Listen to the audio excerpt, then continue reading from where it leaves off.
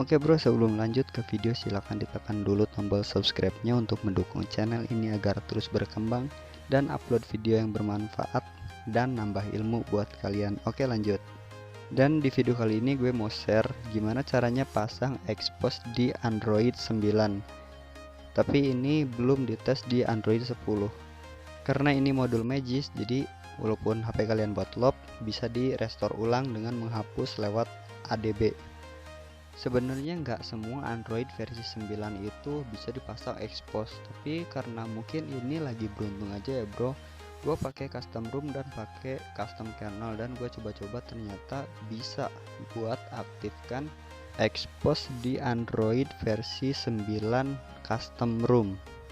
Dan walaupun di sini tertulis expose tidak atau belum cocok dengan versi SDK Android 28 atau arsitektur prosesormu ARM64, tapi ini 100% berhasil. Dan gua coba tes juga buka aplikasi yang wajib menggunakan expose, yaitu Device Emulator Pro, dan berjalan dengan baik. Oke bro, mendingan langsung aja ke cara installnya. Pertama, kalian harus install dulu APK-nya, itu yang pertama. Dan yang kedua, kalian install Magis Riru versi 21.2 dan kalian susul dengan ed expose Sunhawk V0462 lewat Magis.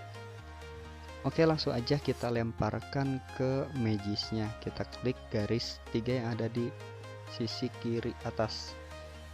Dan di sini modul Magisnya sudah terpasang dan hanya dua aja, dua modul Magis.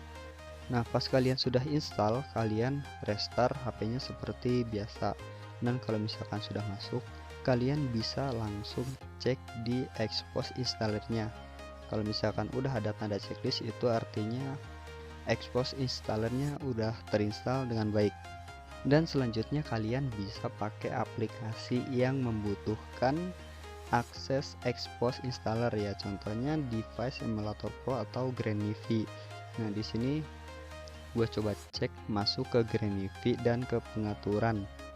Dan di sini gue coba fitur Granivi yang membutuhkan akses expose dan gue checklist kotak 3 yang ada di sebelah kanan, ternyata bisa. Jadi buat kalian yang pengen install expose di Android 9 atau versi Pi, bisa kalian langsung download filenya di kolom deskripsi. Buat kalian yang masih bingung atau misalkan belum paham, daripada nanti tambah bingung, lebih baik kalian tulis di kolom komentar. Oke, semoga video ini bermanfaat buat kalian, bisa nambah ilmu. Semoga expose-nya bisa masuk dan bisa terinstall dengan baik. So, sampai ketemu di video selanjutnya.